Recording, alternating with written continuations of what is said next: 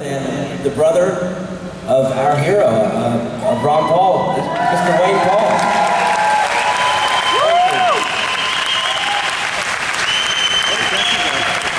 I appreciate that very much. Thanks, man. No problem. Thanks for your work. I'm the youngest No problem, of man. 5 boys. Ron happens to be the guy in the middle. And we're glad he's that way because he's been the spoiled one of the family.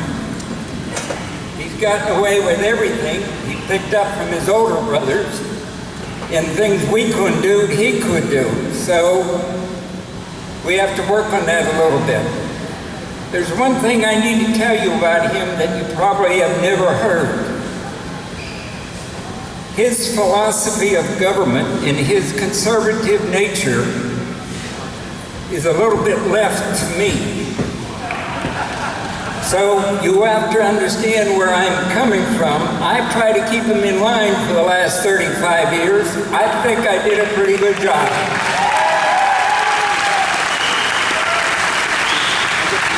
Now I have 2 brothers that are ministers. So I feel I have enough authority to tell a joke about ministers. There's a minister that got assigned to a congregation, and when he got there in his first Sunday service, after there was singing and hymns, and after there was scriptures and prayers, he got the opportunity to speak.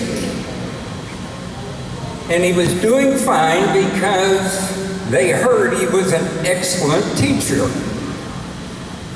He got about halfway through his sermon and he got to a statement, "Behold, I come forth." And lo and behold, he forgot what he was going to say next.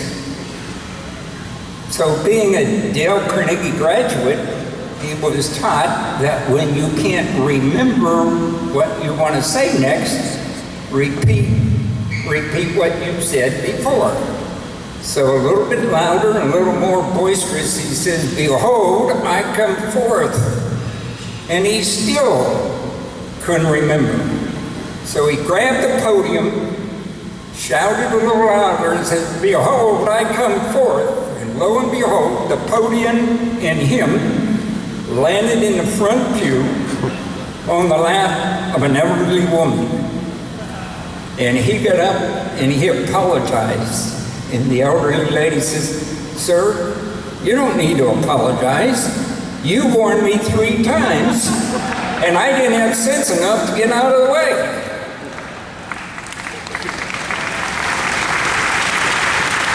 You may wonder why I'm sitting down.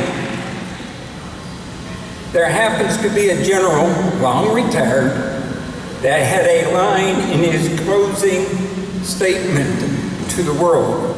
He says, "Old generals or old soldiers never die, they just fade away." Well, there's one out there for accountants, which I am. It says, "Old accountants never die, they just lose their balance." So to make sure I stay balanced, I'm sitting down. The other thing I was taught in Dale Carnegie was, try to get to know your audience. I want everybody to raise their hands that works for the government. Gee whiz, I'm in a minority. Patricia and I work for the government. We spend 7 months out of the year so I can pay my taxes to the government. We're part of the 49%ers. Because there's 51%ers out there that's taken from government. Okay? Now, everybody's heard of an investment or mortgages or car loans that are upside down. I happen to believe we've got a government that's upside down. When 51% are taking and only 49% are contributing, the Pelosi's and the Reeds of the world don't seem to get it. But we can't keep this up. It's got to change. The second question I want to ask of the audience, and this is a little more specific, is there anybody in this audience that works directly for one of the three-letter agencies of government? FBI, CIA, CID, IRS, TSA, or HSA? Anybody out there? Please stand up if you are, because I want to recognize you and I want to welcome you. You're probably here under duress, but guess what? We've got a message. We've started a revolution and we're going to finish it. And we're going to start right here.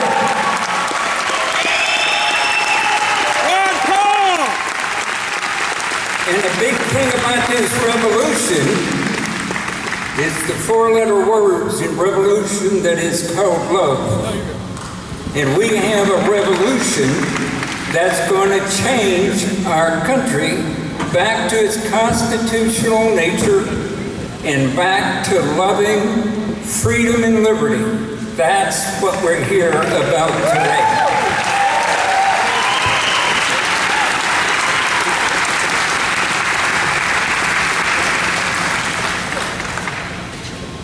When I was asked to speak today, I was concerned about the audience. I'm no longer concerned about that, but I want to have a few minutes that all those people out there that are my age, that are not electronically savvy, to get out your piece of paper and lead pencil. I want you to write 4 things down. The rest of you gurus, get out your iPads, your iPods, your notebooks, your cell phones, and anything else, because I want you to record or put down 4 things that I want to talk about, and I've got about 30 seconds for each one of them. The first thing I want you to write down is puregoldpages.com. The second thing I want you to put in your iPads is the Federal Reserve Act of 1913.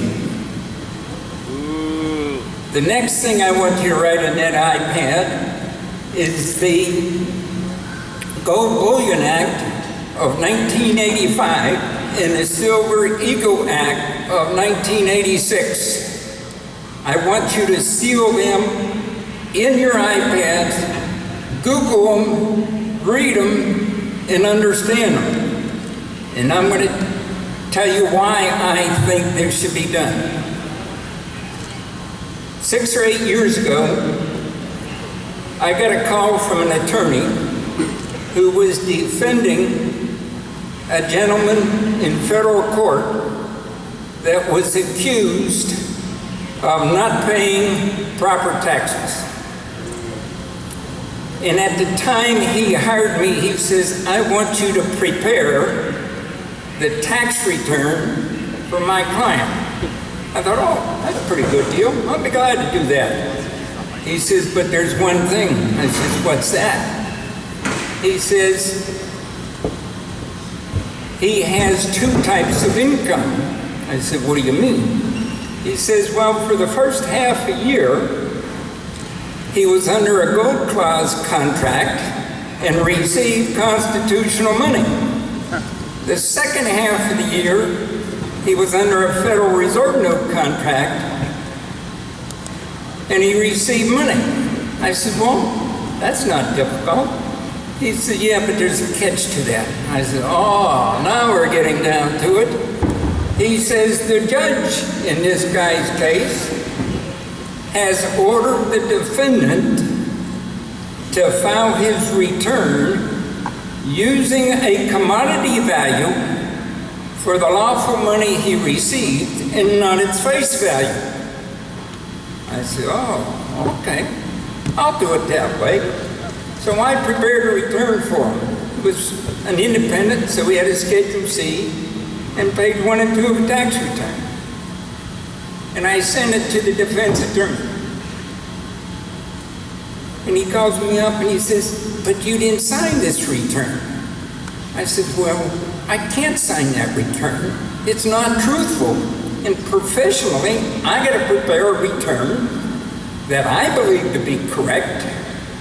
He says, okay, prepare me a second return. So I said, okay, I will. I did a spreadsheet, first half of the year in constitutional money, second half of the year in Federal Reserve money, and I combined the two, and I signed that return. Now, the attorney's got the problem. His client is under court order to sign the first return, but I wouldn't sign it because I didn't think it was correct. I signed the second return, but if the client signed it, he could be held in contempt in court and thrown in jail. I said, what are we going to do about that? Or the attorney said that. I said, I got an idea.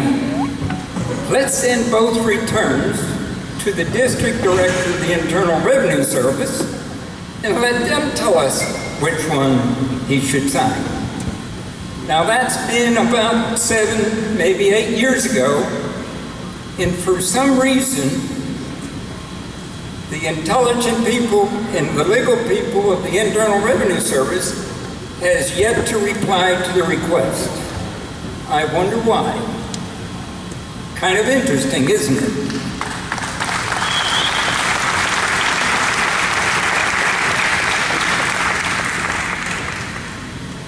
Now, I want to turn around and mention one other thing as it relates to the 4 items. When I filed the second return,